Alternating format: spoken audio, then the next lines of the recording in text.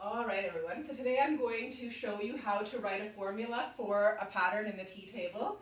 So you have a sequence happening, we have input and output. So we're trying to use the input to get the output. We're going to use the variable n when we write our formula to represent the input. So first we have to look at our t-table and find out if we can figure out how we can get from the input to the output. So Emma, do you see what we could do with the numbers in the input to get the numbers in the output, an operation that you can do with the input to get the output? You can add 2 to the input to get the output. Okay, so you think it's going to be adding 2 the whole way down? So to make sure, we want to try that. So 1 plus 2 is? 3. 2 plus 2 is? 4. 3 plus 2 is? 5. Okay, so did that work? Yeah. Right, so we can say that we can take the input and add 2, and that will give us the output. Is that correct? Yeah.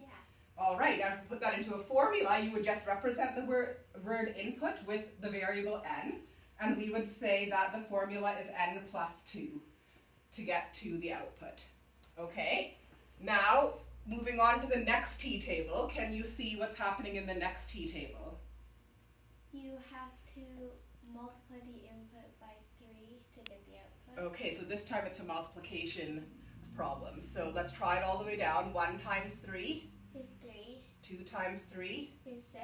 3 times 3 is 9. Okay, so if you take the input and multiply it by 3, you will get the output, is that right? Yeah. Okay, so then to write a formula, you could do this, n times 3, but we know in algebra that a number multiplied by a letter can be written another way. Do you remember how? N.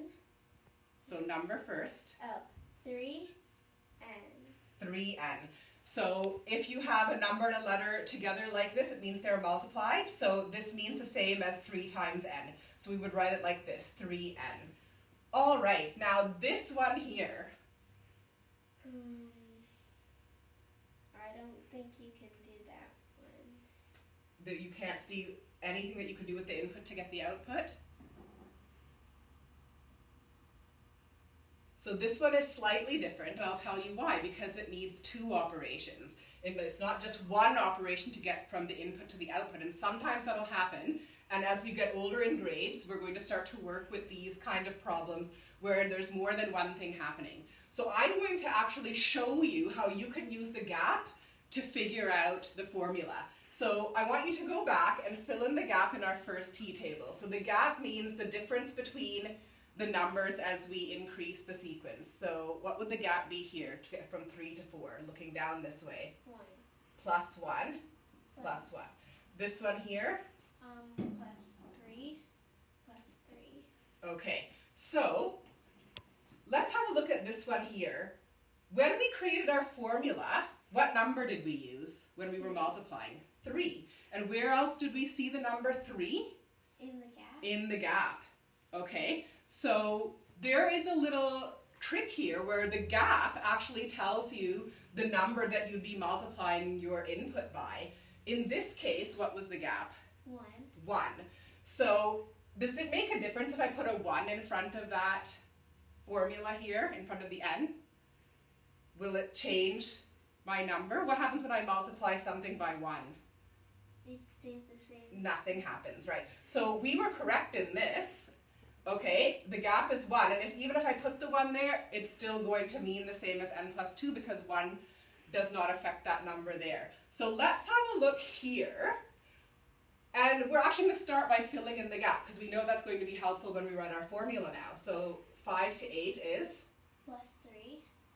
And 8 to 11?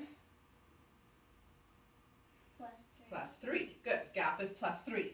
So, okay, so when you're working with formulas that require more than one operation, we're actually going to switch to a t-table that looks like this, where there's a space in the middle for you to do your work.